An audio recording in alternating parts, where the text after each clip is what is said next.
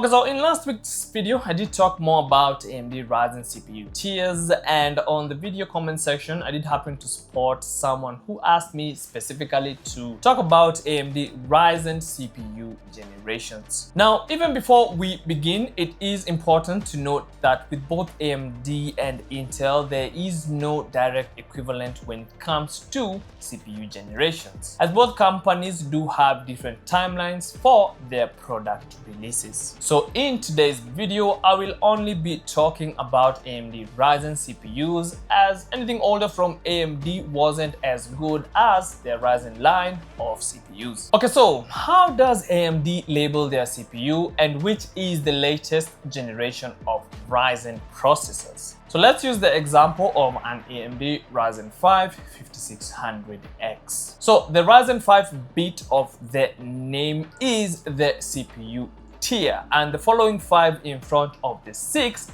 is the CPU generation, with the following 600 being the performance rank of the CPU. So with this information, let's jump into the Ryzen, or rather the AMD Ryzen generations that have been released so far. Now, the first generation of Ryzen CPUs was released way back in 2017, and this was the Ryzen 1000 CPUs. An example of a CPU from this generation is an AMD Ryzen 5 1600X. Ryzen 2000, on the other hand, was released in 2018 and is the second generation of AMD Ryzen CPUs, and an example CPU from this generation is an AMD Ryzen 7 2700X. Ryzen 3000, on the other hand, was released in 2019 and is the third generation of AMD Ryzen CPUs. An example CPU from this generation is an AMD Ryzen 5 3600X. Now moving on to Ryzen 5000, which is the fourth generation of AMD CPUs. Now this generation was released in late 2020 and marks the end of AMD Ryzen AM4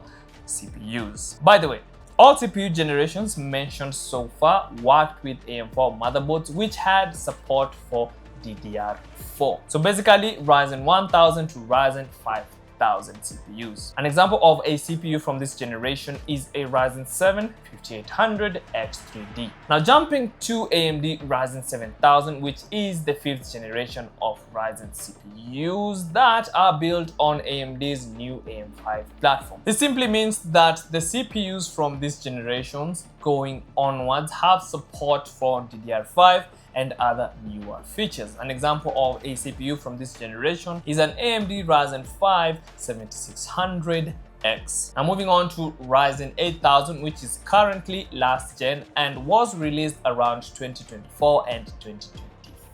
This generation of CPUs was more of a refresh of the Ryzen 7000 CPUs and came with improvements like integrated AI and better power efficiency. An example of a CPU from this generation is an AMD Ryzen 7 8700G, which you've probably seen me use to benchmark GPUs with. And finally, and most currently, we have Ryzen 9000 CPUs. This generation was released around August 2024 and is the latest and greatest when it comes to AMD Ryzen generation of CPUs. An example of a CPU from this generation is the ever popular Ryzen 7 9800X3D.